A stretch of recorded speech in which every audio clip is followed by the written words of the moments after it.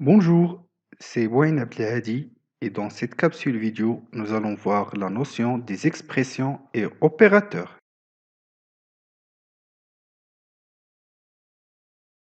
Une expression est définie comme étant un ensemble de valeurs et variables appelées opérandes, reliées par des opérateurs. Dans l'exemple suivant, 2 moins 7 plus A moins B fois C est une expression qui se compose des valeurs 2 et 7 et des variables A, B et C, qui sont reliés par des opérateurs de l'addition, la soustraction et la multiplication. Les valeurs et les variables sont appelées opérandes. Alors, une expression, c'est un ensemble d'opérandes et d'opérateurs. Les opérateurs arithmétiques sont les opérateurs de l'addition, la soustraction, la multiplication, la puissance, la division et le modulo. Concernant la division, il faut faire attention. Lorsqu'on divise un entier sur un entier, on obtient un entier comme résultat. Ceci s'appelle la division entière.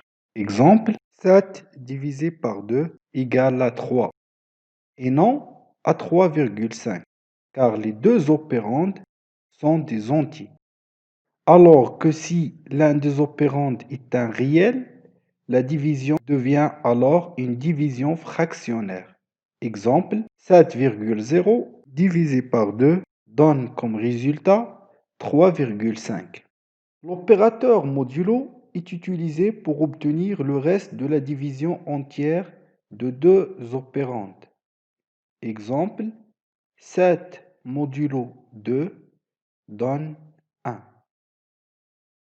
Un autre opérateur est utilisé pour concaténer deux chaînes de caractères.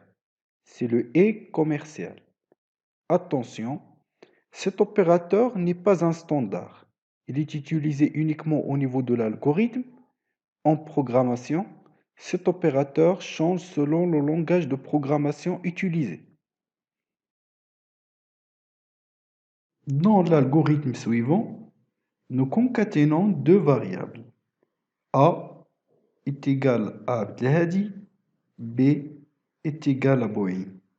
La variable C reçoit la concaténation de A et B. Et la valeur de C après cette instruction, c'est Abdelhadi Boeing sans espace. Dans l'exemple suivant, nous allons rappeler comment suivre l'évolution des variables au sein d'un algorithme. Nous avons deux variables A et B.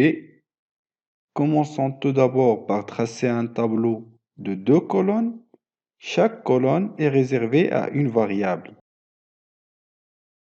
Le nombre de lignes du tableau est égal au nombre d'instructions. Au début, A reçoit 1. Ensuite, B reçoit A plus 2. Rappelons que dans une affectation, uniquement une seule variable change de valeur. Et c'est la variable qui est à gauche de la flèche, qui est ici B. Alors B va recevoir la valeur de A, qui est 1. On lui ajoute 2 pour obtenir 3 à placer dans B.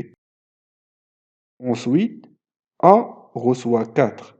L'ancienne valeur de A est écrasée par la nouvelle valeur. Et finalement, on obtient A est égal à 4 et B est égal à 3. Nous terminons cette capsule vidéo par l'ordre des opérateurs.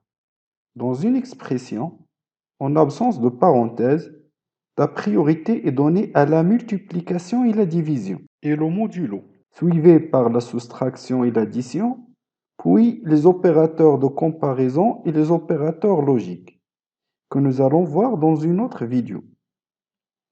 Conseil, veuillez toujours utiliser les parenthèses pour structurer vos expressions, afin d'éviter des résultats inattendus. Merci pour votre attention.